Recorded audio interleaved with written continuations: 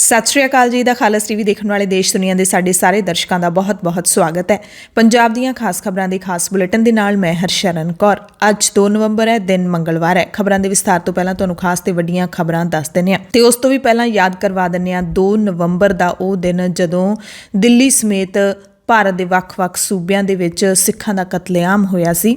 31 October ਨੂੰ ਇੰਦਰਾ ਗਾਂਧੀ ਦੀ ਮੌਤ ਤੋਂ ਬਾਅਦ ਦਿੱਲੀ ਦੇ ਵਿੱਚ ਹਾਲਾਤ ਬਹੁਤ ਹੀ ਖਰਾਬ ਹੋ ਗਏ ਸੀ। ਤਤਕਾਲੀ ਕਾਂਗਰਸ ਸਰਕਾਰ ਦੇ ਇਸ਼ਾਰੇ ਤੇ ਇੰਦਰਾ ਗਾਂਧੀ ਦੇ ਕਤਲ ਦੀ ਸਜ਼ਾ ਸਾਰੇ ਸਿੱਖਾਂ ਨੂੰ ਦੇਣ ਦੀ ਪੂਰੀ ਕੋਸ਼ਿਸ਼ ਕੀਤੀ ਗਈ ਸੀ ਤੇ ਇਸੇ ਕਰਕੇ ਸਿੱਖ ਉਸ ਨੂੰ ਨਸਲਕੁਸ਼ੀ ਦਾ ਨਾਮ ਦਿੰਦੇ ਨੇ, ਕਿਉਂਕਿ ਦਿੱਲੀ ਦੇ ਵਿੱਚ ਰਹਿੰਦੇ ਹਰ ਸਿੱਖ ਨੂੰ ਘਰ ਦੇ ਵਿੱਚੋਂ ਕੱਢ ਕੇ ਮਾਰਨ ਦੀ ਕੋਸ਼ਿਸ਼ ਕੀਤੀ ਗਈ ਸੀ ਅਤੇ ਕੋ ਕੇ ਮਾਰਿਆ ਵੀ ਗਿਆ ਸੀ। ਸਰਕਾਰੀ ਅੰਕੜੇ ਇਹਨਾਂ ਮੌਤਾਂ ਦੀ ਗਿਣਤੀ ਹੋਰ ਦੱਸਦੇ ਨੇ, ਜਦਕਿ ਹਕੀਕਤ ਦੇ ਵਿੱਚ ਇਹ ਅੰਕੜੇ ਹਜ਼ਾਰਾਂ ਦੀ ਗਿਣਤੀ ਵਿੱਚ ਨੇ। ਤੇ ਉਸ ਤੋਂ ਬਾਅਦ ਹੀ ਦਿੱਲੀ ਦੀ ਵਿਧਵਾ ਕਲੋਨੀ ਹੋਂਦ ਵਿੱਚ ਆਈ ਸੀ ਤੇ ਅੱਜ ਤੱਕ ਉੱਥੇ ਜਿਹੜੀਆਂ ਸਿੱਖਾਂ ਦੀਆਂ ਵਿਧਵਾਵਾਂ ਨੇ ਉਹ ਸੰਤਾਪ ਭੋਗ ਰਹੀਆਂ ਨੇ। ਸਿਰਫ ਕਤਲੇਆਮ ਹੀ ਨਹੀਂ ਬਚਾਇਆ ਗਿਆ ਸੀ, ਬਲਕਿ ਸਿੱਖ ਬੀਬੀਆਂ ਦੇ ਨਾਲ ਬਲਾਤਕਾਰ ਵਰਗੀਆਂ ਘਿਨਾਉਣੀਆਂ ਹਰਕਤਾਂ ਨੂੰ ਅੰਜਾਮ ਵੀ ਦਿੱਤਾ ਗਿਆ ਸੀ। ਤੇ ਅਫਸੋਸ ਦੀ ਗੱਲ ਇਹ ਹੈ ਕਿ ਉਸ ਕਤਲੇਆਮ ਦਾ ਇਨਸਾਫ ਹਾਲੇ ਤੱਕ ਨਹੀਂ ਮਿਲਿਆ। ਖਬਰਾਂ ਦੇ ਵਿੱਚ ਦੱਸ ਦਈਏ ਕਿ ਪੰਜਾਬ ਸਰਕਾਰ ਨੇ ਬਿਜਲੀ 3 ਰੁਪਏ ਸਸਤੀ ਕਰਨ ਦਾ ਐਲਾਨ ਕਰ ਦਿੱਤਾ ਹੈ। ਮੁੱਖ ਮੰਤਰੀ ਚੰਨੀ ਨੇ ਕਿਹਾ ਕਿ ਇਹ ਮੇਰਾ ਤੋਹਫਾ ਹੈ, ਸਾਰੇ ਪੰਜਾਬੀਆਂ ਨੂੰ ਦੀਵਾਲੀ ਦਾ ਤੋਹਫਾ। ਇਸ ਦੇ ਨਾਲ ਹੀ ਮੁਲਾਜ਼ਮਾਂ ਨੂੰ ਮਹਿੰਗਾਈ ਭੱਤੇ ਵਿੱਚ 11% ਵਾਧਾ ਦੇਣ ਦਾ ਤੋਹਫਾ ਚੰਨੀ ਨੇ ਦਿੱਤਾ ਹੈ। ਪੰਜਾਬ ਕਾਂਗਰਸ ਦੇ ਪ੍ਰਧਾਨ ਨਵਜੋਤ ਸਿੰਘ ਸਿੱਧੂ ਇਸ ਫੈਸਲੇ ਤੇ ਲਗਾਤਾਰ ਖਾਮੋਸ਼ ਨੇ। ਹਾਲਾਂਕਿ ਸਿੱਧੂ ਦਾ ਹਮਲਾਵਰ ਰੁਖ ਹੈ ਜਿਹੜਾ ਉਹ ਵੀ ਬਣਿਆ ਹੋਇਆ ਨਾਰਾਜ਼ਗੀ ਹਾਲੇ ਵੀ ਲੱਗਦੀ ਹੈ। ਅੰਮ੍ਰਿਤਸਰ ਦੇ ਵਿੱਚ ਕੱਲ੍ਹ ਇੱਕ ਪ੍ਰੋਗਰਾਮ ਦੇ ਵਿੱਚ ਸੰਬੋਧਨ ਕਰ ਰਹੇ ਸੀ ਤਾਂ ਉਹਨਾਂ ਨੇ ਸਿੱਧੀਆਂ ਗੱਲਾਂ ਨੇ ਜਿਹੜੀਆਂ ਉਹ ਕਹੀਆਂ। ਸਿੱਧੂ ਨੇ ਜਿੱਥੇ ਕੈਪਟਨ ਦੇ ਖਿਲਾਫ ਭੜਾਸ ਕੱਢੀ, ਉੱਥੇ ਮੌਜੂਦਾ ਮੁੱਖ ਮੰਤਰੀ ਚੰਨੀ ਨੂੰ ਵੀ ਨਿਸ਼ਾਨੇ ਤੇ ਲਿਆ, ਨਾਮ ਲਏ ਤੋਂ ਬਿਨਾਂ। ਗੱਲ ਕੀਤੀ ਰੋਡ ਮੈਪ ਦੀ ਕਿ ਪੰਜਾਬ ਦੇ ਲੋਕਾਂ ਨੂੰ ਰੋਡ ਮੈਪ ਚਾਹੀਦਾ ਤੇ ਪੰਜਾਬ ਦੇ ਵਿੱਚ ਸਸਤੀ ਬਿਜਲੀ ਦੇ ਐਲਾਨ ਤੋਂ ਬਾਅਦ ਹੁਣ ਵੱਡੇ ਖਪਤਕਾਰ ਨੇ ਜਿਹੜੇ ਧਨਾੜ ਹੈਗੇ ਨੇ ਉਹ ਬਿਜਲੀ ਦਾ ਲੋਡ ਘਟਾਉਣਗੇ ਸਸਤੀ ਬਿਜਲੀ ਲੈਣ ਦੇ ਲਈ। ਪੰਜਾਬ ਦੇ ਖਜ਼ਾਨੇ ਤੇ ਜ਼ਾਹਿਰ ਤੌਰ ਤੇ ਸਬਸਿਡੀ ਦਾ ਬੋਝ ਹੈ ਜਿਹੜਾ ਉਹ ਵਧੇਗਾ। ਪੰਜਾਬ ਦੇ ਐਡਵੋਕੇਟ ਜਨਰਲ APS ਦਿਓਲ ਦੇ ਅਸਤੀਫੇ ਨੂੰ ਲੈ ਕੇ ਇੱਕ ਭੇਤ ਹੀ ਬਣ ਗਿਆ ਹੈ। ਕੱਲ੍ਹ ਸਵੇਰੇ ਤੋਂ ਦਿਓਲ ਦੇ ਅਸਤੀਫੇ ਦੀ ਚਰਚਾ ਹੋਣ ਲੱਗੀ ਸੀ ਮੀਡੀਆ ਦੇ ਵਿੱਚ, ਤਾਂ ਅਜਿਹੀਆਂ ਖਬਰਾਂ ਵੀ ਚਲਾ ਦਿੱਤੀਆਂ ਗਈਆਂ ਕਿ APS ਦਿਓਲ ਨੇ ਅਸਤੀਫਾ ਦੇ ਦਿੱਤਾ ਹੈ। ਹਾਲਾਂਕਿ ਅਸਤੀਫੇ ਤੇ ਕੋਈ ਫੈਸਲਾ ਨਹੀਂ ਆਇਆ, ਪਰ ਲੰਘੀ ਦੇਰ ਰਾਤ ਐਡਵੋਕੇਟ ਜਨਰਲ ਦਿਓਲ ਨੇ ਕਿਹਾ ਕਿ ਮੈਂ ਕੋਈ ਅਸਤੀਫਾ ਨਹੀਂ ਦਿੱਤਾ। ਕਿਹਾ ਕਿ ਕਈ ਵਾਰੀ ਦਬਾਅ ਬਣਾਉਣ ਦੇ ਇਰਾਦੇ ਨਾਲ ਅਜਿਹੀਆਂ ਅਫਵਾਹਾਂ ਫੈਲਾ ਦਿੱਤੀਆਂ ਜਾਂਦੀਆਂ ਨੇ, ਪਰ ਮੈਂ ਅਸਤੀਫਾ ਨਹੀਂ ਦਿੱਤਾ। ਹਾਲਾਂਕਿ ਹਕੀਕਤ ਕੀ ਹੈ ਇਸ ਬਾਰੇ ਕੋਈ ਵੀ ਨਹੀਂ ਦੱਸ ਰਿਹਾ, ਨਾ ਸਰਕਾਰ ਨਾ ਦਿਓਲ। ਇਹ ਵੀ ਪਤਾ ਲੱਗਿਆ ਕਿ ਪੰਜਾਬ ਸਰਕਾਰ APS ਦਿਓਲ ਨੂੰ ਬਦਲਣ ਦੇ ਰੌਂ ਦੇ ਵਿੱਚ ਤਾਂ ਜ਼ਰੂਰ ਹੈ, ਪਰ ਨਵਜੋਤ ਸਿੰਘ ਸਿੱਧੂ ਨੂੰ ਕੋਈ ਲਾਹਾ ਦੇਣ ਦੇ ਹੱਕ ਵਿੱਚ ਵੀ ਨਹੀਂ ਹੈ, ਕਿਉਂਕਿ ਜੇ APS ਦਿਓਲ ਨੂੰ ਪੰਜਾਬ ਸਰਕਾਰ ਹਟਾਉਂਦੀ ਹੈ ਤਾਂ ਇਹਦੇ ਵਿੱਚ ਸਿੱਧਾ ਸਿੱਧੂ ਦੀ ਜਿਹੜੀ ਜਿੱਤ ਹੈ ਉਹ ਹੁੰਦੀ ਹੈ ਇਖਲਾਕੀ ਜਿੱਤ। ਕਿਸਾਨ ਲੀਡਰ ਰਾਕੇਸ਼ ਟਿਕੈਤ ਨੇ ਕੇਂਦਰ ਸਰਕਾਰ ਨੂੰ ਇੱਕ ਵੱਡੀ ਚੇਤਾਵਨੀ ਦਿੱਤੀ ਹੈ। ਖਬਰ ਵਿਸਥਾਰ ਦੇ ਵਿੱਚ ਦੱਸਾਂਗੇ। ਆਸਟ੍ਰੇਲੀਆ ਦੇ ਵਿੱਚ ਕੋਵੈਕਸਿਨ ਨੂੰ ਵੀ ਮਾਨਤਾ ਦੇ ਦਿੱਤੀ ਗਈ ਹੈ ਤੇ ਆਸਟ੍ਰੇਲੀਆ ਨੇ ਕੱਲ ਯਾਨੀ ਕਿ 1 ਨਵੰਬਰ ਤੋਂ ਆਪਣੀਆਂ ਸਰਹੱਦਾਂ ਖੋਲ੍ਹ ਦਿੱਤੀਆਂ ਨੇ। ਪ੍ਰਧਾਨ ਮੰਤਰੀ ਨਰਿੰਦਰ ਮੋਦੀ ਗਲਾਸਗੋ ਦੇ ਵਿੱਚ ਪਹੁੰਚੇ ਹੋਏ ਨੇ। ਉੱਥੇ ਵਾਤਾਵਰਣ ਤਬਦੀਲੀ ਨਾਲ ਸਿੱਝਣ ਦੇ ਲਈ ਜਿਹੜਾ ਸੰਮੇਲਨ ਹੋ ਰਿਹਾ COP26 ਉਹਦੇ ਵਿੱਚ ਉਹਨਾਂ ਨੇ ਹਿੱਸਾ ਲਿਆ। ਕਹਿੰਦੇ ਵਾਤਾਵਰਣ ਤਬਦੀਲੀ ਨਾਲ ਸਿੱਝਣ ਦੇ ਲਈ ਭਾਰਤ ਲਗਾਤਾਰ ਮਿਹਨਤ ਕਰ ਰਿਹਾ। ਜਲਵਾਯੂ ਕਾਨਫਰੰਸ ਦੇ ਵਿੱਚ ਇੰਡੀਆ ਗ੍ਰੀਨ ਗਰੰਟੀ ਮੁਹਿੰਮ ਹੈ ਜਿਹੜੀ ਉਹ ਲਾਂਚ ਕੀਤੀ ਗਈ ਤੇ ਪ੍ਰਧਾਨ ਮੰਤਰੀ ਮੋਦੀ ਦੇ ਇਸ ਬਿਆਨ ਤੋਂ ਬਾਅਦ ਕਾਂਗਰਸ ਲੀਡਰ ਜੈਰਾਮ ਰਮੇਸ਼ ਨੇ ਨਿਸ਼ਾਨਾ ਸਾਧਿਆ। ਕਹਿੰਦੇ ਮੋਦੀ ਕੌਮਾਂਤਰੀ ਪੱਧਰ ਤੇ ਤਾਂ ਸੁਰੱਖਿਆ ਬਟੋਰ ਰਹੇ ਨੇ, ਪਰ ਮੁਲਕ ਦੇ ਵਿੱਚ ਵਾਤਾਵਰਣ ਤੇ ਜੰਗਲਾਂ ਨੂੰ ਖੋਖਲੇ ਕੀਤਾ ਜਾ ਰਿਹਾ ਹੈ, ਜੰਗਲਾਤ ਕਾਨੂੰਨਾਂ ਨੂੰ ਖੋਖਲੇ ਕੀਤਾ ਜਾ ਰਿਹਾ ਹੈ। ਖੇਤੀ ਮਾਮਲਿਆਂ ਦੇ ਮਾਹਿਰ P ਸਾਈਨਾਥ ਕੱਲ ਜਲੰਧਰ ਪਹੁੰਚੇ। ਇੱਥੇ ਗਦਰੀ ਬਾਬਿਆਂ ਦਾ ਮੇਲਾ ਕਰਵਾਇਆ ਜਾ ਰਿਹਾ ਹੈ ਤੇ ਇੱਥੇ ਉਹਨਾਂ ਨੇ ਕਿਹਾ ਕਿ ਕਿਸਾਨ ਕਾਨੂੰਨ ਹੈ ਜਿਹੜਾ ਉਹ ਬਣਨਾ ਚਾਹੀਦਾ ਹੈ ਤੇ ਕਿਸਾਨ ਕਾਨੂੰਨ ਪੂਰੀ ਤਰ੍ਹਾਂ ਕਿਸਾਨਾਂ ਦੇ ਕੰਟਰੋਲ ਦੇ ਵਿੱਚ ਹੋਣਾ ਚਾਹੀਦਾ ਹੈ। ਟਿੱਕਰੀ ਟਿੱਪਰ ਹਾਦਸੇ ਦੇ ਵਿੱਚ ਜਾਨ ਗਵਾਉਣ ਵਾਲੀਆਂ ਬੀਬੀਆਂ ਦੇ ਪਰਿਵਾਰਾਂ ਨੂੰ ਮੁਆਵਜ਼ੇ ਦੇ ਲਈ ਅੱਜ ਤੋਂ ਜਥੇਬੰਦੀਆਂ ਦੇ ਵੱਲੋਂ ਧਰਨਾ ਸ਼ੁਰੂ ਕੀਤਾ ਜਾਏਗਾ। ਭਾਰਤੀ ਕਿਸਾਨ ਯੂਨੀਅਨ ਏਕਤਾ ਉਗਰਾਹਾਂ ਨੇ ਪੰਜਾਬ ਸਰਕਾਰ ਦੇ ਵੱਲੋਂ ਐਲਾਨੀ ਮੁਆਵਜ਼ਾ ਰਾਸ਼ੀ ਨਕਾਰ ਦਿੱਤੀ ਹੈ ਜਿਹੜੀ ਕਿ 5-5 ਲੱਖ ਦੀ ਹੈ ਤੇ ਉਗਰਾਹਾਂ ਜਥੇਬੰਦੀ 10-10 ਲੱਖ ਰੁਪਏ ਪੀੜਤਾਂ ਦੇ ਲਈ ਮੰਗ ਰਹੀ ਹੈ। ਕਿਸਾਨ ਮਜ਼ਦੂਰ ਸੰਘਰਸ਼ ਕਮੇਟੀ ਨੇ ਦੀਵਾਲੀ ਤੇ ਬੰਦੀ ਛੋੜ ਦਿਹਾੜੇ ਨੂੰ ਕਾਰਪੋਰੇਟਾਂ ਤੋਂ ਮੁਕਤ ਕਰਵਾਉਣ ਤੇ ਦਿੱਲੀ ਦੇ ਸ਼ਹੀਦਾਂ ਨੂੰ ਸਮਰਪਿਤ ਦਿਵਸ ਵਜੋਂ ਮਨਾਉਣ ਦਾ ਫੈਸਲਾ फैसला लिया है। कल दे दिन यानी कि 1 नवंबर ਨੂੰ पंजाब जिथे वंडिया गया सी, छोटा हो गया सी, उत्थे हरियाणा होंद दे विच आया सी ते हरियाणा सरकार दे वल्लों हमेशा हरियाणा दिवस ਨੂੰ बड़ी धूमधाम दे नाल मनाया जाता है। ते कल इस मौके मुख मंत्री मनोहर लाल खट्टर ने कई वड्डे ऐलान किए। 250 कैदियों की सज़ा माफ़ करने का ऐलान किया।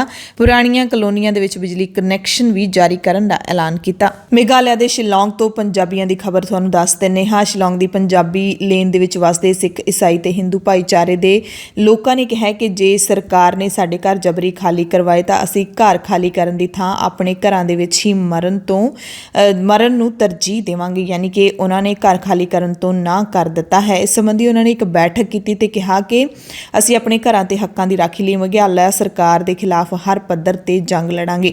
दरअसल शिलोंग दे विच वसे पंजाबी भाईचारे दे उत्ते पिछले कई सालों तो ही ये गाज लटक रही सी। उस वक्त तां सिख जथेबंदियां ते पंजाब सरकार ने काफ़ी भरवां ਹੁੰਗਾਰਾ ਦਿੱਤਾ ਸੀ, मदद ਲਈ ਉੱਥੇ पहुंचे भी सी। पर हुण जदों सरकार ने फैसला सुना ही दिता घर खाली करन दा तां ਉਹ नाराज़ ने कि उन्हां नूं ਉਹ सहायता नहीं मिल रही ਜਿਹੜੀ मिलनी चाहिदी सी। हालांकि पंजाब सरकार SGPC ਜਾਂ ਫਿਰ ਦਿੱਲੀ ਕਮੇਟੀ ਦੇ ਵੱਲੋਂ ਬਿਆਨ ਤਾਂ ਲਗਾਤਾਰ ਜਾਰੀ ਕੀਤੇ ਜਾ ਰਹੇ ਨੇ, ਪਰ ਜਿਹੜਾ ਜ਼ਮੀਨੀ ਪੱਧਰ ਤੇ ਉਹਨਾਂ ਦਾ ਕੋਈ ਅਸਰ ਹੈ ਜਿਹੜਾ ਹੁੰਦਾ ਨਹੀਂ ਦਿਖਾਈ ਦੇ ਰਿਹਾ। ਪੰਜਾਬ ਦੀਆਂ ਖਾਸ ਖਬਰਾਂ ਦੇ ਖਾਸ ਬੁਲੇਟਿਨ ਦੇ ਵਿੱਚ ਹੁਣ ਖਬਰਾਂ ਵਿਸਥਾਰ ਦੇ ਨਾਲ। ਸਭ ਤੋਂ ਪਹਿਲਾਂ ਮੁੱਖ ਮੰਤਰੀ ਚੰਨੀ ਦੇ ਪਿਟਾਰੇ ਦੀ ਗੱਲ ਕਰਾਂਗੇ, ਜਿਹੜਾ ਉਹਨਾਂ ਨੇ ਇਤਿਹਾਸਿਕ ਦੱਸਿਆ ਹੈ, ਜਿਹਦਾ ਰੌਲਾ ਪਾਇਆ ਜਾ ਰਿਹਾ ਸੀ ਕਿ ਵੱਡਾ ਐਲਾਨ ਹੋਣ ਵਾਲਾ ਹੈ। ਪੰਜਾਬ ਦੇ ਮੁੱਖ ਮੰਤਰੀ ਚਰਨਜੀਤ ਸਿੰਘ ਚੰਨੀ ਦੇ ਵੱਲੋਂ ਜਿਹੜੇ ਇਤਿਹਾਸਿਕ ਐਲਾਨ ਦਾ ਧੂਆਂਧਾਰ ਪ੍ਰਚਾਰ ਪਿਛਲੇ 2-3 ਦਿਨਾਂ ਤੋਂ ਕੀਤਾ ਜਾ ਰਿਹਾ ਸੀ, ਉਸ ਦਾ ਆਖਿਰਕਾਰ ਐਲਾਨ ਕਰ ਦਿੱਤਾ ਗਿਆ। ਦੀਵਾਲੀ ਤੋਂ ਪਹਿਲਾਂ ਪੰਜਾਬ ਦੇ ਲੋਕਾਂ ਨੂੰ ਵੱਡਾ ਤੋਹਫਾ ਦੇਣ ਦਾ ਦਾਅਵਾ ਕੀਤਾ ਮੁੱਖ ਮੰਤਰੀ ਚਰਨਜੀਤ ਸਿੰਘ ਚੰਨੀ ਨੇ, ਪਰ ਨਾਲ ਹੀ ਇਹ ਵੀ ਕਹਿ ਦਿੱਤਾ ਕਿ ਜੋ ਤੁਸੀਂ ਚਾਹੁੰਦੇ ਸੀ ਅਸੀਂ ਉਹ ਕੀਤਾ, ਇਹਨੂੰ ਚੋਣਾਂ ਦਾ ਚੋਗਾ ਨਾ ਸਮਝਿਓ। ਸੋ ਵੱਡੇ ਐਲਾਨ ਇਹ ਨੇ ਕਿ 1 ਨਵੰਬਰ ਤੋਂ ਪੰਜਾਬ ਦੇ ਵਿੱਚ ਬਿਜਲੀ 3 ਰੁਪਏ ਪ੍ਰਤੀ ਯੂਨਿਟ ਸਸਤੀ ਕਰ ਦਿੱਤੀ ਹੈ। ਦੂਸਰਾ ਐਲਾਨ ਵੱਡਾ ਇਹ ਹੈ ਕਿ ਪੰਜਾਬ ਦੇ ਵਿੱਚ ਮੁਲਾਜ਼ਮਾਂ ਨੂੰ 11% ਦੀ ਮਹਿੰਗਾਈ ਭੱਤਾ ਮਿਲਣਾ ਸ਼ੁਰੂ ਹੋ ਜਾਏਗਾ। ਲੰਘੀ ਜੁਲਾਈ ਤੋਂ ਇਹ ਜਿਹੜਾ ਫੈਸਲਾ ਹੈ ਉਹ ਲਾਗੂ ਹੋ ਜਾਏਗਾ। ਇਹ ਦੋ ਵੱਡੇ ਐਲਾਨ ਚਰਨਜੀਤ ਸਿੰਘ ਚੰਨੀ ਨੇ ਕੀਤੇ ਨੇ। ਔਰ ਸਭ ਤੋਂ ਬੜੀ ਖੁਸ਼ਖਬਰੀ ਕਿ ਇਹ ਪੰਜਾਬ ਦੇ ਅੱਜ ਜਿਹੜੇ ਮੈਂ ਰੇਟ ਤੈਅ ਕਰਤੇ ਹੈ ਪੂਰੇ ਦੇਸ਼ ਵਿੱਚ ਸਭ ਤੋਂ ਸਸਤੇ। ਐਵੇਂ ਨਹੀਂ ਹੈ ਕਿ ਕਈਆਂ ਨੂੰ ਇਹ ਵੀ ਗੱਲ ਹੋ ਜਾਂਦੀ ਕਿ ਜੇ ਵੋਟਾਂ ਆ ਗਈਆਂ ਤਾਂ ਸ਼ਾਇਦ ਤਾਂ ਇਹ ਕੋਈ ਫਾਇਦਾ ਦੇ ਰਹੇ, ਨਹੀਂ ਇਸ ਤਰ੍ਹਾਂ ਨਹੀਂ। 100 ਯੂਨਿਟ ਤੱਕ ਸਾਡਾ ਜਿਹੜਾ ਰੇਟ ਹੈ 4 ਰੁਪਏ 19 ਪੈਸੇ ਹੈ, ਇਹ ਸਿਰਫ 1 ਰੁਪਏ 19 ਪੈਸੇ ਰਹਿ ਜਾਏਗਾ। ਤੇ 300 यूनिट तक साडा रेट 7 रुपए तो घट के 100 तो 300 तक 4 रुपये रह गया, 4 रुपये 1 पैसे। ते उस तो अब 5 रुपए 76 पैसे रेट रह गया है। ते बहुत ही सस्ती लगभग ये है कि जेडे थोड़े छोटे कंज्यूमर है उन्होंने दा बिल ना दे बराबर आना है, जेडे बड़े है ਉਹਨਾਂ ਦੇ ਵੀ ਬਿੱਲ ਕਿਸੇ ਦਾ ਵੀ ਅੱਧ ਤੋਂ ਜ਼ਿਆਦਾ ਨਹੀਂ ਆਉਣਾ। ਇਹ ਸਥਿਤੀ ਬਣ ਗਈ। ਸੋ ਪੰਜਾਬ ਦੇ ਲੋਕਾਂ ਨੂੰ ਬਹੁਤ ਬਹੁਤ ਮੁਬਾਰਕ ਹੈ। ਅੱਜ ਤੋਂ ਹੀ ਲਾਗੂ ਕਰ ਰਹੇ। ਜੇ ਅੱਜ ਤੋਂ ਲਾਗੂ ਨਾ ਕਰੇ ਤਾਂ ਪਹਿਲਾ ਬਿੱਲ ਤਾਂ ਸਾਡੇ ਟਾਈਮ 'ਚ ਆਉਣਾ ਹੀ ਨਹੀਂ ਕਿਸੇ ਨੂੰ। 2 ਮਹੀਨੇ ਬਾਅਦ ਪਤਾ ਲੱਗੇਗਾ ਵੀ ਇਹ ਤਾਂ ਬਹੁਤ ਫਾਇਦਾ ਹੋ ਗਿਆ। ਅੱਜ ਤੋਂ ਸ਼ੁਰੂ ਹੋ ਗਿਆ ਹੈ ਘੱਟ। ਮੁੱਖ ਮੰਤਰੀ ਚੰਨੀ ਦੇ ਇਸ ਐਲਾਨ ਤੋਂ ਬਾਅਦ ਸਰਕਾਰ ਦੇ ਉੱਤੇ ਮਹਿੰਗਾਈ ਭੱਤੇ ਦਾ 440 ਕਰੋੜ ਰੁਪਏ ਦਾ ਵਿੱਤੀ ਬੋਝ ਹੈ ਜਿਹੜਾ ਉਹ ਵੱਧ ਜਾਏਗਾ। ਮੁੱਖ ਮੰਤਰੀ ਨੇ ਖਾਸ ਵਰਗ ਦੇ ਲੋਕਾਂ ਸਮੇਤ ਕਿਸਾਨਾਂ ਦੇ ਲਈ ਮੁਫਤ ਬਿਜਲੀ ਦੀ ਸਹੂਲਤ ਜਾਰੀ ਰੱਖਣ ਦਾ ਐਲਾਨ ਕੀਤਾ ਹੈ। दावा किया कि 2 किलोवाट तक के गाहकों की बकाया राशि असीं माफ कर दी है। यह भी दावा किया कि बिजली सस्ती करने का फैसला पंजाब वासियों की नब्ज टोण तो बाद लिया गया है।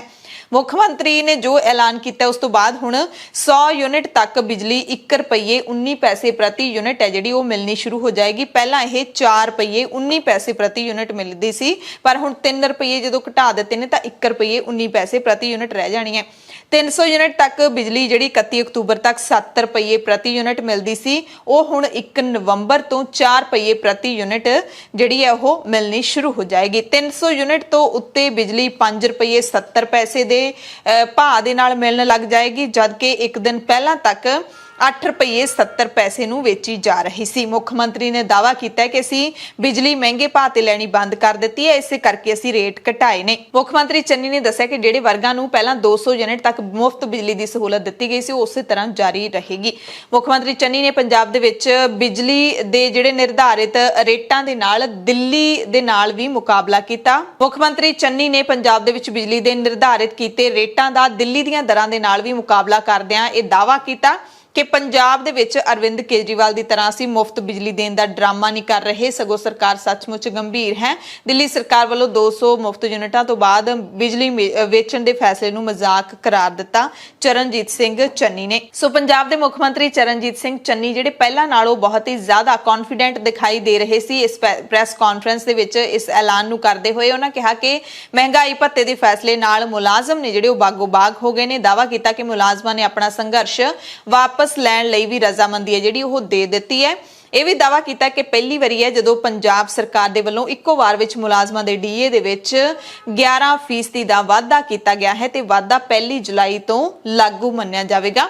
ਸੋ ਮੁੱਖ ਮੰਤਰੀ ਚਰਨਜੀਤ ਸਿੰਘ ਚੰਨੀ ਨੇ 1 ਨਵੰਬਰ ਨੂੰ ਇਤਿਹਾਸਿਕ ਐਲਾਨ ਦਾ ਜਿਹੜਾ ਪ੍ਰਚਾਰ ਪਹਿਲਾਂ ਹੀ ਕਰਨਾ ਸ਼ੁਰੂ ਕਰ ਦਿੱਤਾ ਸੀ। ਬੜਾ ਧੂਆਂਧਾਰ ਪ੍ਰਚਾਰ ਉਹਨਾਂ ਦੇ ਵੱਲੋਂ ਕੀਤਾ ਜਾ ਰਿਹਾ ਸੀ ਕਿ ਪੰਜਾਬ ਵਾਸੀਆਂ ਦੇ ਲਈ 1 ਨਵੰਬਰ ਨੂੰ ਅਸੀਂ ਵੱਡਾ ਐਲਾਨ ਕਰਨ ਜਾ ਰਹੇ ਹਾਂ। ਦੀਵਾਲੀ ਤੋਂ ਪਹਿਲਾਂ ਇੱਕ ਵੱਡਾ ਐਲਾਨ ਹੋਵੇਗਾ। ਪੰਜਾਬ ਦੇ ਵਿੱਚ ਬਿਜਲੀ ਨੂੰ ਲੈ ਕੇ ਵੀ ਗਰਮਾ ਗਰਮ ਸਿਆਸਤ ਚੱਲ ਰਹੀ ਸੀ। ਆਮ ਆਦਮੀ ਪਾਰਟੀ ਦੇ ਵੱਲੋਂ 300 ਯੂਨਿਟ ਤੱਕ ਮੁਫਤ ਬਿਜਲੀ ਦੇਣ ਦਾ ਐਲਾਨ ਕੀਤਾ ਗਿਆ। ਉਸ ਤੋਂ ਬਾਅਦ ਅਕਾਲੀ ਦਲ 400 ਯੂਨਿਟ ਤੱਕ ਦਾ ਇਸ਼ਾਰਾ ਕਰਨ ਲੱਗਿਆ ਸੀ।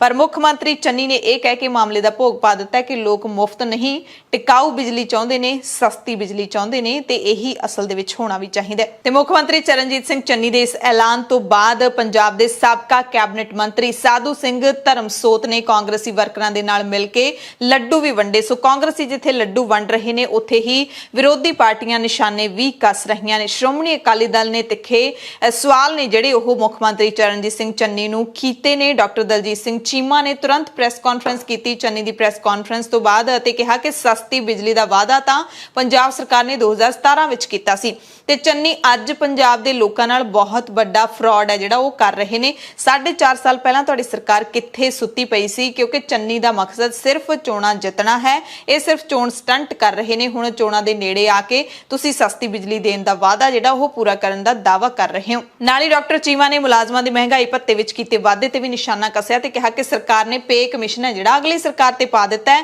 ਕਦੇ ਡੀਏ ਦਿੱਤਾ ਨਹੀਂ ਤੇ ਹੁਣ 11% ਦੇ ਕੇ ਇਹ ਹੀਰੋ ਬਣਨ ਲੱਗੇ ਨੇ। ਕਿ ਕਾਂਗਰਸ ਸਰਕਾਰ ਨੇ ਪਹਿਲਾਂ ਪੌਣੇ 5 ਸਾਲ ਕੀ ਕੀਤਾ ਕਿ ਲੋਕਾਂ ਦੇ ਉੱਤੇ ਜ਼ੁਲਮ ਕੀਤਾ, ਜਿੰਨਾ ਭਾਰ ਪਾਉਣਾ ਸੀ ਲੋਕਾਂ ਦੇ ਉੱਤੇ ਪਾ ਦਿੱਤਾ।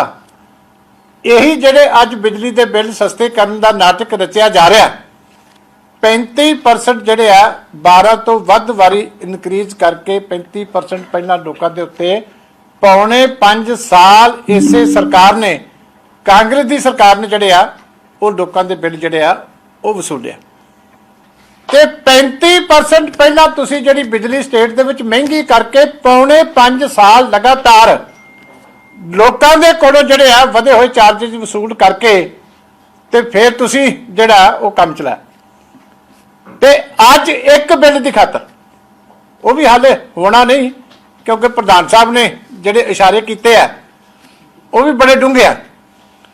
ਇਹ ਕਿੱਡਾ ਵੱਡਾ ਫਰਾਡ ਆ ਪੰਜਾਬ ਦੀ ਜਨਤਾ ਦੇ ਨਾਲ ਕਿ ਜਿਹੜਾ ਅੱਜ ਚੰਨੀ ਸਾਹਿਬ ਨੇ ਖੇਡਿਆ। ਮੈਂ ਚੰਨੀ ਸਾਹਿਬ ਇਸੇ ਕੈਬਨਿਟ ਦਾ ਪਹਿਲਾਂ ਵੀ ਹਿੱਸਾ ਰਹੇ ਆ ਪੌਣੇ 5 ਸਾਲ। ਤੇ ਮੁੱਖ ਮੰਤਰੀ ਚਰਨਜੀਤ ਸਿੰਘ ਚੰਨੀ ਨੇ ਤਾਂ ਆਪਣੇ ਵੱਲੋਂ ਬਹੁਤ ਵੱਡਾ ਐਲਾਨ ਕੀਤਾ ਹੈ ਪੰਜਾਬੀਆਂ ਦੇ ਲਈ, ਪਰ ਪੰਜਾਬ ਕਾਂਗਰਸ ਦੇ ਹੀ ਪ੍ਰਧਾਨ ਨਵਜੋਤ ਸਿੰਘ ਸਿੱਧੂ ਨੇ ਮੁੱਖ ਮੰਤਰੀ ਚੰਨੀ ਦੇ ਇਸ ਐਲਾਨ ਦੀ ਥੋੜੀ ਕਿਰਕਰੀ ਕਰ ਦਿੱਤੀ ਹੈ। ਚੰਨੀ ਦੇ ਦੀਵਾਲੀ ਗਿਫਟ ਤੇ ਨਿਸ਼ਾਨਾ ਕੱਸਦਿਆਂ ਸਿੱਧੂ ਨੇ ਕਿਹਾ ਕਿ ਪੰਜਾਬ ਨੂੰ ਤੋਹਫਿਆਂ ਦੀ ਨਹੀਂ ਰੋਡ ਮੈਪ ਦੀ ਲੋੜ ਹੈ। ਰੋਡ ਮੈਪ ਦੱਸਣਾ ਪਵੇਗਾ ਪੰਜਾਬ ਨੂੰ, ਪੰਜਾਬੀਆਂ ਨੂੰ। ਆਖਰੀ 2 ਮਹੀਨਿਆਂ ਦੇ ਵਿੱਚ ਲੋਲੀਪੌਪ ਵੰਡ ਦਿੱਤੇ ਜਾਂਦੇ ਨੇ, ਦੀਵਾਲੀ ਅਤੇ ਗਿਫਟਾਂ ਦੇ ਨਾਲ ਨਹੀਂ ਸਰਨਾ।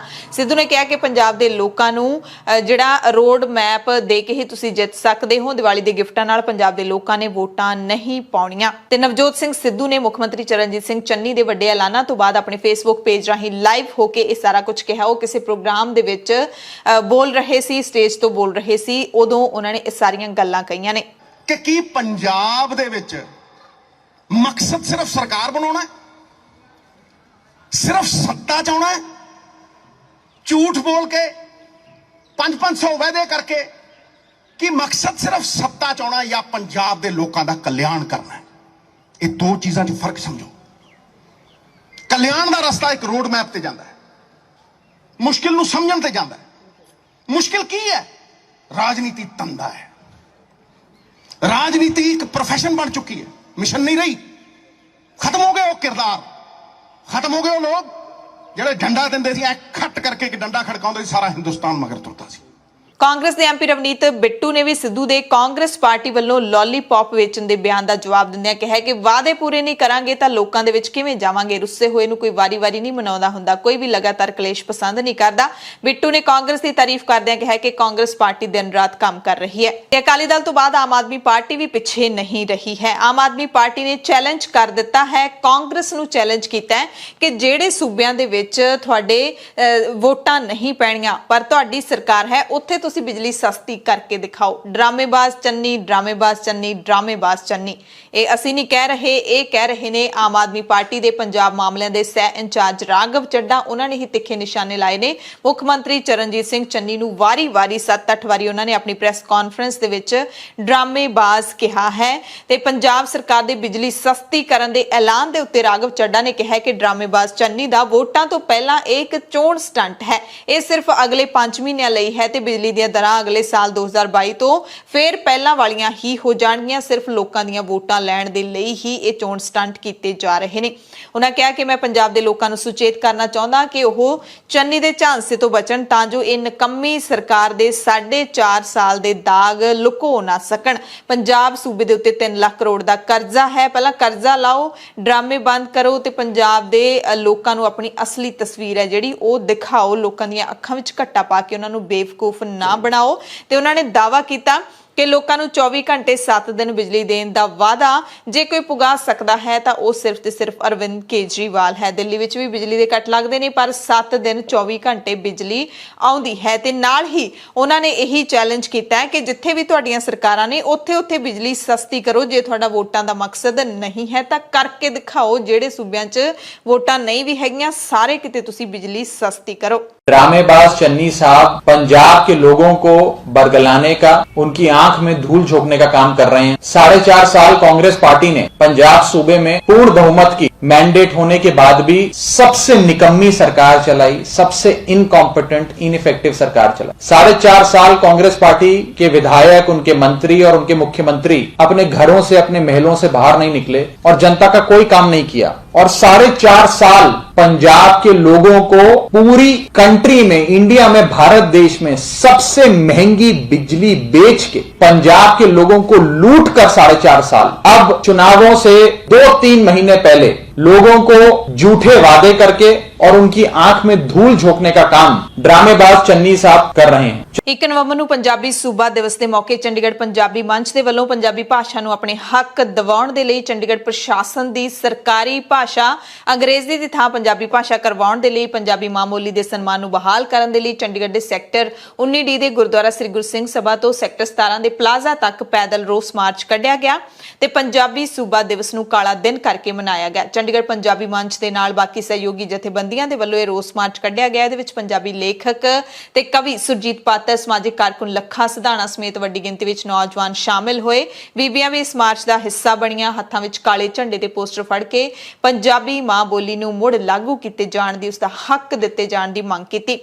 ਇਸ ਮੌਕੇ ਸੁਰਜੀਤ ਪਾਤਰ ਨੇ ਕਿਹਾ ਕਿ ਪਹਿਲਾਂ ਸਾਡੀਆਂ ਜ਼ਮੀਨਾਂ ਖੋ ਰਹੇ ਸੀ ਤੇ ਹੁਣ ਸਾਡੀ ਜ਼ੁਬਾਨ ਵੀ ਖੋਣ ਲੱਗੇ ਨੇ ਤੇ ਜਦੋਂ ਤੱਕ ਮਾਂ ਬੋਲੀ ਨੂੰ ਬਣਦਾ ਹੱਕ ਨਹੀਂ ਮਿਲਦਾ ਉਦੋਂ ਤੱਕ ਸਾਡੀ ਮੁਹਿੰਮ ਲਗਾਤਾਰ ਬਰਕਰਾਰ ਰਹਿਣੀ ਚਾਹੀਦੀ ਹੈ। ਲੱਖਾ ਸਿਧਾਣਾ ਨੇ ਕਿਹਾ ਕਿ ਸਰਕਾਰਾਂ ਨੇ ਸਾਡੀ ਮਾਂ ਬੋਲੀ ਪੰਜਾਬੀ ਨੂੰ ਖਤਮ ਕਰ ਦਿੱਤਾ। ਜਦੋਂ ਤੱਕ ਪੰਜਾਬੀ ਭਾਸ਼ਾ ਮੁੜ ਨਹੀਂ ਲਾਗੂ ਹੁੰਦੀ ਸਾਡਾ ਸੰਘਰਸ਼ ਜਾਰੀ ਰਹੇਗਾ ਤੇ ਜੇ ਸਰਕਾਰ ਨੇ ਮੰਗਾਂ ਵੱਲ ਗੌਰ ਨਾ ਕੀਤੀ ਤਾਂ ਅਸੀਂ ਅਗਲੀ ਮੀਟਿੰਗ ਕਰਕੇ ਵੱਡਾ ਪ੍ਰੋਗਰਾਮ ਉਲੀਕਾਂਗੇ। ਪੰਜਾਬ ਦੇ ਪਿੰਡਾਂ ਨੂੰ ਉਜਾੜ ਕੇ ਚੰਡੀਗੜ੍ਹ ਬਣਿਆ ਔਰ ਸਿਰਫ ਪਿੰਡ ਨਹੀਂ ਉਜਾੜੇ, ਨਾਲ ਦੀ ਨਾਲ ਉਹ ਲੋਕਾਂ ਨਾਲ ਜੋ ਹੋਇਆ ਉਹ ਅਸੀਂ ਸਾਰੀ ਗੱਲ ਨੂੰ ਜਾਣਦੇ ਹਾਂ। ਔਰ ਜਿਵੇਂ ਕਿਸੇ ਨੇ ਕਿਹਾ ਸੀ ਕਿ ਪਹਿਲਾਂ ਜ਼ਮੀਨਾਂ ਖੋਹ ਲਈਆਂ, ਹੁਣ ਜ਼ੁਬਾਨ ਵੀ ਖੋ ਰਹੇ ਆ ਕਿ ਇਸ ਧਰਤੀ ਦੀ ਜੋ ਜ਼ੁਬਾਨ ਹੈ, ਜੋ ਇਹਨਾਂ ਲੋਕਾਂ ਦੀ ਜਿਹੜੀ ਜ਼ੁਬਾਨ ਹੈ ਰੁੱਖਾਂ ਬਿਰਖਾਂ ਨੇ ਸੁਣੀ ਸੀ, ਉਹ ਜ਼ੁਬਾਨ ਤੋਂ ਹੀ ਸਾਨੂੰ ਓਪਰੇ ਕਰ ਰਹੇ। ਔਰ ਹੈਰਾਨੀ ਹੁੰਦੀ ਹੈ ਕਿ ਇੱਕ ਆਪਣੇ ਹੀ ਦੇਸ਼ ਦੀ ਸਰਕਾਰ, ਆਪਣੇ ਹੀ ਲੋਕ ਇਸ ਤਰ੍ਹਾਂ ਕਿਉਂ ਕਰਦੇ ਆ। ਤੋ ਇਹਦੇ ਪਿੱਛੇ ਕਦੀ ਅਸੀਂ ਸਾਜ਼ਿਸ਼ ਵੀ ਦੇਖਦੇ ਹਾਂ ਤੇ ਕਦੀ ਅਸੀਂ ਅਗਿਆਨ ਵੀ ਦੇਖਦੇ ਹਾਂ ਤੇ ਬਹੁਤ ਹੈਰਾਨੀ ਹੁੰਦੀ ਹੈ ਕਿ ਇਹ ਜੋ ਹੋ ਰਿਹਾ ਇਹ ਕਿਉਂ ਹੋ ਰਿਹਾ। ਜੋ ਹੋ ਰਿਹਾ, ਜੋ ਹੋਣਾ ਚਾਹੀਦਾ, ਜੋ 'ਚ ਫਾਸਲਾ ਹੁੰਦਾ, ਉਹ ਤੇ ਰਾਹ 'ਚ ਬਹੁਤੀ ਵਾਰੀ ਸਾਡੇ ਲੋਕਾਂ ਦੀ ਜਿਹੜੀ ਅਵੇਅਰਨੈਸ ਦੀ ਘਾਟ ਹੁੰਦੀ ਹੈ ਕਿ ਅਸੀਂ ਸੁਚੇਤ ਨਹੀਂ ਹੁੰਦੇ ਆਪਣੇ ਹੱਕਾਂ ਤੋਂ। ਜਿਹੜੇ ਮੁਲਕਾਂ ਦੇ ਲੋਕ ਆਪਣੇ ਹੱਕਾਂ ਤੋਂ ਸੁਚੇਤ ਹੋ ਗਏ, ਉੱਥੇ ਸਰਕਾਰਾਂ ਵੀ ਚੰਗੀਆਂ ਆ ਗਈਆਂ, ਉੱਥੇ ਫੈਸਲੇ ਵੀ ਠੀਕ ਹੋਣ ਲੱਗ ਪਏ। ਸੋ ਬਹੁਤ ਵੱਡੀ ਗੱਲ ਹੈ ਕਿ ਅਸੀਂ ਸੁਚੇਤ ਹੋਈਏ ਸਾਰੇ ਮਸਲੇ ਬਾਰੇ ਔਰ ਸਿਰਫ ਅਸੀਂ ਇਹਨੂੰ ਇੱਕ ਲਗਾਤਾਰਤਾ ਇਹ 'ਚ ਪੈਦਾ ਕਰੀਏ। ਪੰਜਾਬੀ ਜ਼ਬਾਨ ਨੂੰ ਮਜ਼ਾਕ ਦਾ ਪਾਤਰ ਬਣਾ ਦਿੱਤਾ ਗਿਆ। ਪੰਜਾਬੀ ਬੋਲੀ ਜਿਹੜੀ ਇੰਨੀ ਅਮੀਰ ਬੋਲੀ ਹੈ, ਜਿਹੜੀ ਬਾਬੇ ਬੁੱਲੇ ਦੀ ਬੋਲੀ ਹੈ, ਬਾਹੂ ਸੁਲਤਾਨ ਦੀ ਬੋਲੀ ਹੈ, ਜਿਹੜੀ ਬਾਬੇ ਫਰੀਦ ਦੀ ਬੋਲੀ ਹੈ, ਜਿਹੜੀ ਗੁਰੂ ਨਾਨਕ ਦੇਵ ਦੀ ਬੋਲੀ ਆ, ਉਹ ਬੋਲੀ ਇਹਨਾਂ ਨੇ ਡੰਗਰਾਂ ਦੀ ਬੋਲੀ, ਪੇਂਡੂਆਂ ਦੀ ਬੋਲੀ, ਗਵਾਰਾਂ ਦੀ ਬੋਲੀ ਬਣਾ ਕੇ ਪੇਸ਼ ਕੀਤਾ ਜਾ ਰਿਹਾ। ਕਿਉਂ? ਕਿਉਂਕਿ ਸਾਡੀ ਮਾਨਸਿਕਤਾ ਦੇ ਵਿੱਚ ਇਹ ਗੱਲ ਬਿਠਾ ਰਹੇ ਨੇ ਵੀ ਨਹੀਂ ਪੰਜਾਬੀ ਬੋਲਣ ਵਾਲੇ ਲੋਕ ਤਾਂ ਬੇਕਾਰ ਹੁੰਦੇ ਨੇ, ਇਹ ਤਾਂ ਅਨਪੜ੍ਹ ਨੇ, ਇਹ ਤਾਂ ਪੇਂਡੂ ਨੇ। ਜਦੋਂ ਕਿ ਮੈਂ ਕਹਿੰਦਾ ਜਿਹੜੀ ਮਰਜ਼ੀ ਜ਼ਬਾਨ ਦੀ ਅਸੀਂ ਜੇ ਮੁਕਾਬਲਾ ਕਰਾਂਗੇ, ਸਾਡੀ ਜ਼ਬਾਨ ਸਾਡੀ ਬੋਲੀ ਜਿੰਨੀ ਕੋਈ ਅਮੀਰ ਬੋਲੀ ਨਹੀਂ ਆ। ਜਿੱਦੇ ਪੰਜਾਬੀਆਂ ਦੀ ਜਿਹੜੀ ਅੰਦਰ ਅਣਖ ਗੈਰਤ ਮਰੀ ਪਈ ਹੈ, ਸੁੱਤੀ ਪਈ ਹੈ, ਜਿੱਦੇ ਉਹ ਜਾਗ ਗਏ, ਉਹ ਅਣਖ ਜਾਗ ਗਈ, ਉਹਦੇ ਪੰਜਾਬੀ ਆਪਣੇ ਸਾਰੇ ਹੱਕ ਲੈ ਲੈਣਗੇ। ਇਕੱਲੇ ਪੰਜਾਬੀ ਬੋਲੀ ਦਾ ਨਹੀਂ, ਸਾਡੀ ਰਾਜਧਾਨੀ ਦਾ ਵੀ, ਸਾਡੀ ਹਾਈ ਕੋਰਟਾਂ ਦਾ ਵੀ, ਪੰਜਾਬੀ ਬੋਲਦੇ ਇਲਾਕਿਆਂ ਦਾ ਵੀ, ਸਾਡੇ ਪਾਣੀਆਂ ਦਾ ਵੀ, ਸਾਰੇ ਹੱਕ ਅਸੀਂ ਉਹਦੇ ਲੈ ਲਾਂਗੇ। ਵੱਡੀ ਗੱਲ ਅਸੀਂ ਜਾਗਦੇ ਕਦੋਂ ਆ, ਇਹ ਸਾਨੂੰ ਸੋਝੀ ਕਦੋਂ ਆਉਂਦੀ ਹੈ ਕਿ ਇਹ ਜਿਹੜਾ ਹਮਲਾ ਸਾਡੀ ਹੋਂਦ ਤੇ ਹਮਲਾ, ਸਾਡੇ ਵਜੂਦ ਤੇ ਹਮਲਾ, ਜਿੱਦੇ ਸਾਨੂੰ ਹਮਲੇ ਦੀ ਸਮਝ ਲੱਗ ਗਈ ਤੇ ਇਹਦਾ ਆਉਣ ਵਾਲਾ ਸਾਨੂੰ ਪਤਾ ਲੱਗ ਗਿਆ ਭਵਿੱਖ ਕਿਹੋ ਜਿਹਾ ਹੋਊਗਾ, ਤੇ ਉਹਦੇ ਪੰਜਾਬੀ ਜਾਗ ਕੇ ਹੱਕ ਲੈ ਲੈਣਗੇ। ਕਿ ਜੇ ਕਿਸੇ ਕੌਮ ਦਾ ਇਤਿਹਾਸ ਖਤਮ ਕਰਨਾ ਹੈ, ਕਿਸੇ ਕੌਮ ਦਾ ਵਜੂਦ ਖਤਮ ਕਰਨਾ ਹੈ, ਕਿਸੇ ਕੌਮ ਦੀ ਜੜ ਪੱਟਣੀ ਆ, ਉਹ ਕੌਮ ਦੀ ਬੋਲੀ ਖਤਮ ਕਰ ਦਿਓ। ਬੋਲੀਆਂ ਨਾਲ ਕੌਮਾਂ ਜਿਉਂਦੀਆਂ ਨੇ, ਸੋ ਬੋਲੀ ਅੱਜ ਮਾਰ ਰਹੇ ਆ। ਐਸਜੀਪੀਸੀ ਪ੍ਰਧਾਨ ਬੀਬੀ ਜਗੀਰ ਕੌਰ ਨੇ ਵੀ ਪੰਜਾਬੀ ਸੂਬਾ ਦਿਵਸ ਮੌਕੇ ਸੂਬੇ ਨੂੰ ਬਣਦੇ ਹੱਕ ਵਾਪਸ ਦੇਣ ਦੀ ਮੰਗ ਕੀਤੀ ਹੈ। ਉਹਨਾਂ ਕਿਹਾ ਕਿ ਪੰਜਾਬੀ ਮਾਂ ਬੋਲੀ ਨੂੰ ਮੁੜ ਲਾਗੂ ਕੀਤਾ ਜਾਣਾ ਚਾਹੀਦਾ ਹੈ। ਸੋ ਕਾਂਗਰਸ ਜਮਾਤ ਹਮੇਸ਼ਾ ਕਾਤਲ ਜਮਾਤ ਰਹੀ ਹੈ। ਕਾਂਗਰਸ ਜਮਾਤ ਨੇ ਜੋ ਸਾਡਾ ਬੇਇਨਸਾਫੀਆਂ ਕੀਤੀਆਂ, ਜੋ ਧੱਕੇ ਕੀਤੇ, ਉਹ ਕਦੀ ਭੁੱਲ ਨਹੀਂ ਸਕਦੇ। ਇੱਕ ਪਾਸੇ ਪੰਜਾਬੀ ਸੂਬਾ ਦਿਵਸ ਨੂੰ ਪੰਜਾਬ ਦੇ ਲੋਕ ਜਿੱਥੇ ਪੰਜਾਬ ਦੀ ਵੰਡ ਦੇ ਵਜੋਂ ਮਨਾਉਂਦੇ ਨੇ, ਅਫਸੋਸ ਕਰਦਿਆਂ ਮਨਾਉਂਦੇ ਨੇ, ਉੱਥੇ ਹੀ ਸਰਕਾਰਾਂ ਇਸ ਮੌਕੇ ਜਸ਼ਨ ਮਨਾਉਂਦੀਆਂ ਨੇ, ਇਸ ਦੀ ਵਧਾਈ ਦਿੰਦੀਆਂ ਨੇ। ਇਸੇ ਤਰ੍ਹਾਂ ਭਾਰਤ ਦੇ ਰਾਸ਼ਟਰਪਤੀ ਰਾਮਨਾਥ ਕੋਵਿੰਦ, ਉਪ ਰਾਸ਼ਟਰਪਤੀ ਐਮ ਵੈਂਕਈਆ ਨਾਇਡੂ, ਪ੍ਰਧਾਨ ਮੰਤਰੀ ਨਰਿੰਦਰ ਮੋਦੀ ਤੇ ਕਾਂਗਰਸ ਦੇ ਲੀਡਰ ਰਾਹੁਲ ਗਾਂਧੀ ਨੇ ਪੰਜਾਬ, ਹਰਿਆਣਾ, ਮੱਧ ਪ੍ਰਦੇਸ਼, ਛੱਤੀਸਗੜ੍ਹ, ਕਰਨਾਟਕਾ, ਕੇਰਲਾ, ਆਂਧਰਾ ਪ੍ਰਦੇਸ਼ ਤੇ ਤਾਮਿਲਨਾਡੂ ਸੂਬਿਆਂ ਤੋਂ ਇਲਾਵਾ ਕੇਂਦਰ ਸ਼ਾਸਿਤ ਪ੍ਰਦੇਸ਼ਾਂ ਅੰਡਮਾਨ ਤੇ ਨਿਕੋਬਾਰ, ਲਕਸ਼ਦੀਪ ਤੇ ਪੁਡੂਚੇਰੀ ਦੇ ਸਥਾਪਨਾ ਦਿਵਸ ਮੌਕੇ ਸੂਬਿਆਂ ਤੇ ਯੂਟੀਜ਼ ਦੇ ਲੋਕਾਂ ਨੂੰ ਸਥਾਪਨਾ ਦਿਵਸ ਦੀ ਵਧਾਈ ਦਿੱਤੀ। ਦਰਅਸਲ 1966 ਦੇ ਵਿੱਚ ਬੋਲੀਆਂ ਦੇ ਆਧਾਰ ਦੇ ਉੱਤੇ, ਭਾਸ਼ਾਵਾਂ ਦੇ ਆਧਾਰ ਤੇ ਸੂਬੇ ਵੰਡੇ ਗਏ ਸੀ। ਕਿਸਾਨ ਲੀਡਰ ਰਾਕੇਸ਼ ਟਿਕੈਤ ਨੇ ਮੁੜ ਤੋਂ ਕੇਂਦਰ ਸਰਕਾਰ ਨੂੰ ਇੱਕ ਚੇਤਾਵਨੀ ਦਿੱਤੀ ਹੈ, ਅਲਟੀਮੇਟਮ ਦਿੱਤਾ ਹੈ। ਟਵੀਟ ਕਰਕੇ ਟਿਕੈਤ ਨੇ ਕੇਂਦਰ ਸਰਕਾਰ ਨੂੰ ਖੇਤੀ ਕਾਨੂੰਨ ਵਾਪਸ ਲੈਣ ਲਈ 26 ਨਵੰਬਰ ਤੱਕ ਦਾ ਸਮਾਂ ਦਿੱਤਾ ਹੈ, ਕਿਉਂਕਿ 26 ਨਵੰਬਰ ਨੂੰ ਦਿੱਲੀ ਮੋਰਚਿਆਂ ਨੂੰ ਪੂਰਾ 1 ਸਾਲ ਹੋ ਜਾਏਗਾ। 27 ਨਵੰਬਰ ਤੋਂ ਕਿਸਾਨ ਆਪਣੇ ਪਿੰਡਾਂ ਤੋਂ ਟਰੈਕਟਰ ਲੈ ਕੇ ਦਿੱਲੀ ਦੇ ਚਾਰਾਂ ਪਾਸਿਆਂ ਤੋਂ ਅੰਦੋਲਨ ਵਾਲੀਆਂ ਥਾਵਾਂ ਤੇ ਪਹੁੰਚ ਜਾਣਗੇ। ਪੱਕੀ ਕਿਲੇਬੰਦੀ ਦੇ ਨਾਲ ਅੰਦੋਲਨ ਵਾਲੀ ਥਾਂ ਤੇ ਤੰਬੂਆਂ ਨੂੰ ਮਜ਼ਬੂਤ ਕਰਨਗੇ। ਇਸ ਤੋਂ ਇੱਕ ਦਿਨ ਪਹਿਲਾਂ ਟਿਕੈਤ ਨੇ ਚੇਤਾਵਨੀ ਦਿੰਦਿਆਂ ਕਿਹਾ ਸੀ ਕਿ ਜੇ ਕਿਸਾਨਾਂ ਨੂੰ ਬਾਰਡਰਾਂ ਤੋਂ ਜ਼ਬਰਦਸਤੀ ਹਟਾਉਣ ਦੀ ਕੋਸ਼ਿਸ਼ ਕੀਤੀ ਗਈ ਜਾਂ ਸਾਰੇ ਰਾਹ ਨੇ ਜਿਹੜੇ ਉਹ ਪੂਰੀ ਤਰ੍ਹਾਂ ਨਾਲ ਖੋਲੇ ਗਏ ਤਾਂ ਅਸੀਂ ਸਰਕਾਰੀ ਦਫ਼ਤਰਾਂ ਨੂੰ ਗੱਲਾ ਮੰਡੀ ਦੇ ਵਿੱਚ ਤਬਦੀਲ ਕਰ ਦਿਆਂਗੇ। ਸੋ 26 ਨਵੰਬਰ ਤੱਕ ਦੀ ਚੇਤਾਵਨੀ ਦਿੱਤੀ ਗਈ ਹੈ। ਉਸ ਤੋਂ ਬਾਅਦ ਕਿਸਾਨ ਵੱਡੀ ਗਿਣਤੀ ਵਿੱਚ ਦਿੱਲੀ ਨੂੰ ਘੇਰਾ ਪਾਉਣ ਪਹੁੰਚਣਗੇ। ਇਸ ਚੇਤਾਵਨੀ ਨੂੰ ਸੁਣ ਕੇ ਕੇਂਦਰ ਸਰਕਾਰ ਦੇ ਕੰਨਾਂ ਤੇ ਜੂੰ ਸਰਕਦੀ ਹੈ ਜਾਂ ਨਹੀਂ, ਇਹ ਕੁਛ ਨਾ ਕੁਛ ਹੱਦ ਤੱਕ ਆਪਾਂ ਨੂੰ ਸਾਰਿਆਂ ਨੂੰ ਪਤਾ ਹੀ ਹੈ। ਭਾਰਤ ਦੇ ਪ੍ਰਧਾਨ ਮੰਤਰੀ ਨਰਿੰਦਰ ਮੋਦੀ ਵਿਦੇਸ਼ ਦੌਰੇ ਦੇ ਉੱਤੇ ਪਹੁੰਚੇ ਹੋਏ ਨੇ। ਜਲਵਾਯੂ ਪਰਿਵਰਤਨ ਨੂੰ ਲੈ ਕੇ ਗਲਾਸਗੋ ਦੇ ਵਿੱਚ ਚੱਲ ਰਹੀ COP26 ਦੇ ਵਿੱਚ ਮੋਦੀ ਹਿੱਸਾ ਲੈ ਰਹੇ ਨੇ ਤੇ ਮੋਦੀ ਦੀ ਇਸ ਫੇਰੀ ਦਾ ਉੱਥੇ ਵਸਦੇ ਭਾਰਤੀ ਮੂਲ ਦੇ ਪ੍ਰਵਾਸੀ ਲੋਕਾਂ ਦੇ ਵੱਲੋਂ ਵਿਰੋਧ ਕੀਤਾ ਗਿਆ। ਇਹ ਸਾਰੇ ਲੋਕ ਕਿਸਾਨੀ ਅੰਦੋਲਨ ਦੇ ਸਮਰਥਕ ਨੇ। ਭਾਰਤੀ ਕਿਸਾਨ ਫਸਲੀ ਵਿਭਿੰਨਤਾ ਤੇ ਵਾਤਾਵਰਣ ਪੱਖੀ ਖੇਤੀ ਲਈ ਪ੍ਰਬੰਧਾਂ ਅਤੇ ਇਹਨਾਂ ਪ੍ਰਤੀ ਉਤਸ਼ਾਹ ਪੈਦਾ ਕਰਨ ਦੀ ਮੰਗ ਕਰ ਰਹੇ ਨੇ। ਕਿਸਾਨਾਂ ਦੀਆਂ ਮੰਗਾਂ ਮੰਨੀਆਂ ਜਾਣ, ਇਸ ਦੀ ਇਹਨਾਂ ਨੇ ਮੰਗ ਕੀਤੀ। ਇਹਨਾਂ ਨੇ ਕਿਹਾ ਕਿ ਭਾਰਤ ਸਰਕਾਰ ਕਿਸਾਨਾਂ ਨੂੰ ਲਗਾਤਾਰ ਦਬਾ ਰਹੀ ਹੈ, ਕਿ ਅੰਨਦਾਤਾ ਨੂੰ ਦਬਾਉਣਾ ਨਹੀਂ ਚਾਹੀਦਾ। ਕਿਸਾਨ ਮੋਰਚੇ ਨੇ ਇਸ ਗੱਲ ਤੇ ਜਿਹੜੀ ਹੰਕਾਰ ਭਰੀ ਹੈਗੀ ਹੈ ਕਿ ਕਿਸਾਨੀ ਅੰਦੋਲਨ ਦੇ ਸਮਰਥਨ ਦੇ ਵਿੱਚ ਭਾਰਤ ਦੇ ਪ੍ਰਧਾਨ ਮੰਤਰੀ ਦਾ ਗਲਾਸਗੋ ਦੇ ਵਿੱਚ ਪ੍ਰਧਾਨ ਮੰਤਰੀ ਖਿਲਾਫ ਗਲਾਸਗੋ ਦੇ ਵਿੱਚ ਪ੍ਰਦਰਸ਼ਨ ਹੋਇਆ ਤੇ ਪ੍ਰਵਾਸੀ ਭਾਰਤੀਆਂ ਨੇ ਇਤਿਹਾਸਿਕ ਕਿਸਾਨ ਅੰਦੋਲਨ ਨੂੰ ਮਜ਼ਬੂਤ ਕਰਨ ਦੇ ਵਿੱਚ ਇਕਜੁੱਟਤਾ ਦਿਖਾਈ ਹੈ। ਕਿਸਾਨ ਮੋਰਚੇ ਦੇ ਲੀਡਰਾਂ ਨੇ ਸੰਤੁਸ਼ਟੀ ਜਿਹੜੀ ਉਹ ਜਤਾਈ ਹੈ। ਪਰ ਦੂਸਰੇ ਪਾਸੇ ਮੋਦੀ ਸਰਕਾਰ ਵਿਦੇਸ਼ਾਂ ਵਿੱਚ ਵਸਦੇ ਉਹਨਾਂ ਲੋਕਾਂ ਨੂੰ ਜਿਹੜੇ ਕਿਸਾਨੀ ਸੰਘਰਸ਼ ਦੀ ਹਮਾਇਤ ਕਰ ਰਹੇ ਨੇ ਉਹਨਾਂ ਨੂੰ ਨਿਸ਼ਾਨਾ ਵੀ ਬਣਾ ਰਹੀ ਹੈ। ਪਿਛਲੇ ਦਿਨੀ ਇਹ ਖਬਰਾਂ ਆਪਾਂ ਸੁਣ ਚੁੱਕੇ ਹਾਂ ਕਿ ਜਿਹੜੇ ਕੈਨੇਡਾ ਦੇ ਰਹਿਣ ਵਾਲੇ ਉਹ ਲੋਕ ਨੇ, ਉਹ ਪੰਜਾਬੀ ਨੇ ਜਾਂ ਫਿਰ ਉਹ ਭਾਰਤੀ ਨੇ ਜਿਹੜੇ ਕਿਸਾਨੀ ਅੰਦੋਲਨ ਦੀ ਹਮਾਇਤ ਕਰਦੇ ਨੇ, ਉਹਨਾਂ ਦੇ ਭਾਰਤ ਵਿੱਚ ਆਉਣ ਤੇ ਬੈਨ ਹੀ ਲਾ ਦਿੱਤਾ ਗਿਆ ਕਿ ਜਿੰਨਾ ਚਿਰ ਉਹ ਸੰਘਰਸ਼ ਦੀ ਹਮਾਇਤ ਕਰਦੇ ਰਹਿਣਗੇ ਉਹਨਾਂ ਨੂੰ ਐਂਟਰ ਨਹੀਂ ਹੋਣ ਦਿੱਤਾ ਜਾਵੇਗਾ। ਤੇ ਇਸੇ ਤਰ੍ਹਾਂ ਧਾਲੀਵਾਲ ਜਿਹੜੇ ਪਹੁੰਚੇ ਸੀ ਇੱਧਰ, ਦਰਸ਼ਨ ਸਿੰਘ ਧਾਲੀਵਾਲ, ਉਹਨਾਂ ਨੂੰ ਤਾਂ ਅੰਦਰ ਹੀ ਨਹੀਂ ਆਉਣ ਦਿੱਤਾ ਗਿਆ ਸੀ, ਵਾਪਸ ਮੋੜ ਦਿੱਤਾ ਸੀ ਦਿੱਲੀ 에ਅਰਪੋਰਟ ਤੋਂ। ਦਿੱਲੀ ਦੇ ਮੁੱਖ ਮੰਤਰੀ ਅਰਵਿੰਦ ਕੇਜਰੀਵਾਲ ਦੇ ਖਿਲਾਫ ਵਿੱਤ ਮੰਤਰੀ ਮਨਪ੍ਰੀਤ ਸਿੰਘ ਬਾਦਲ ਦੇ ਰਿਸ਼ਤੇਦਾਰ ਤੇ ਕਾਂਗਰਸੀ ਲੀਡਰ ਜੈਜੀਤ ਸਿੰਘ ਜੋਹਲ ਉਰਫ ਜੋਜੋ ਨੇ ਬਠਿੰਡਾ ਅਦਾਲਤ ਦੇ ਵਿੱਚ ਮਾਣਹਾਨੀ ਦਾ ਕੇਸ ਦਾਇਰ ਕਰਵਾਇਆ ਹੈ। ਜੋਹਲ ਨੇ ਕਿਹਾ ਕਿ ਅਰਵਿੰਦ ਕੇਜਰੀਵਾਲ ਸਿਆਸੀ ਬਿਆਨਬਾਜ਼ੀ ਕਰਕੇ ਸਟੰਟ ਖੇਡ ਰਹੇ ਨੇ।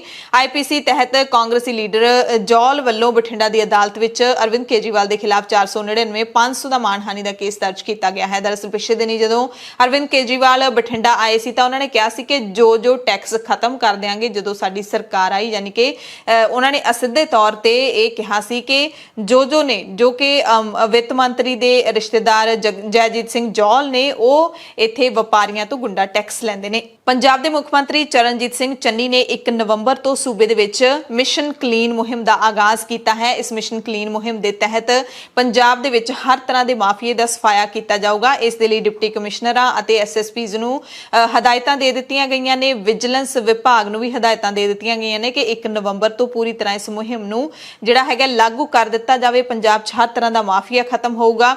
ਨਸ਼ਾ ਤਸਕਰਾਂ ਨੂੰ ਰੋਕਣ ਲਈ ਪੁਲਿਸ ਅਧਿਕਾਰੀਆਂ ਨੂੰ ਕਾਂ ਟੰਗਣ ਦੀ ਹਦਾਇਤ ਕਰ ਦਿੱਤੀ ਹੈ। ਨਾਜਾਇਜ਼ ਸ਼ਰਾਬ ਦੀ ਵਿਕਰੀ ਨੂੰ ਬੰਦ ਕਰਨ ਦੇ ਲਈ ਕੌਮਾਂਤਰੀ ਸਰਹੱਦਾਂ ਨੂੰ ਅੰਤਰਰਾਜੀ ਸਰਹੱਦਾਂ ਨੂੰ ਪੂਰੀ ਤਰ੍ਹਾਂ ਸੀਲ ਕਰਨ ਦੀਆਂ ਸਖਤ ਹਦਾਇਤਾਂ ਦੇ ਦਿੱਤੀਆਂ ਨੇ ਤੇ ਨਾਲ ਹੀ ਕਰਪਸ਼ਨ ਖਤਮ ਕਰਨ ਦੇ ਲਈ ਖਾਸ ਹਦਾਇਤਾਂ ਪੁਲਿਸ ਨੂੰ ਦਿੱਤੀਆਂ ਗਈਆਂ ਨੇ। ਉਹਨਾਂ ਨੇ ਕਿਹਾ ਕਿ ਆਪਣੇ ਮੁਨਸ਼ੀ ਤੇ ਥਾਣੇਦਾਰਾਂ ਨੂੰ ਰੋਕੋ, ਐਸਐਸਪੀ ਦੀ ਜ਼ਿੰਮੇਵਾਰੀ ਹੋਣੀ ਚਾਹੀਦੀ ਹੈ। ਤੇ ਇੱਕ ਹੋਰ ਵੱਡੀ ਜਿਹੜੀ ਰਾਹਤ ਉਹਨਾਂ ਨੇ ਦੁਕਾਨਦਾਰਾਂ ਨੂੰ ਦਿੱਤੀ ਹੈ।